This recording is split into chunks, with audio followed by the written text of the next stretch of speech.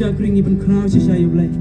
The market chicker Kuchongu, Yagashim Tungi, Tongin Snongo, the Ganation wine giving eyes Shisha Yublay. Blitz more ignition wine.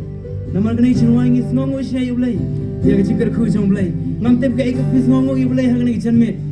Raina Masnongo Yublay, the one how to get a pawn, or don't get Haganation Mid Gomta. In his come, the Chicker Kuchon Blay, Yagashim Tungi. Don't you want to get Snongo and Shakli you from? Ora ka ching snongo ngin shakri you try shisha try me long play da ka ching snongo ngin shakri you try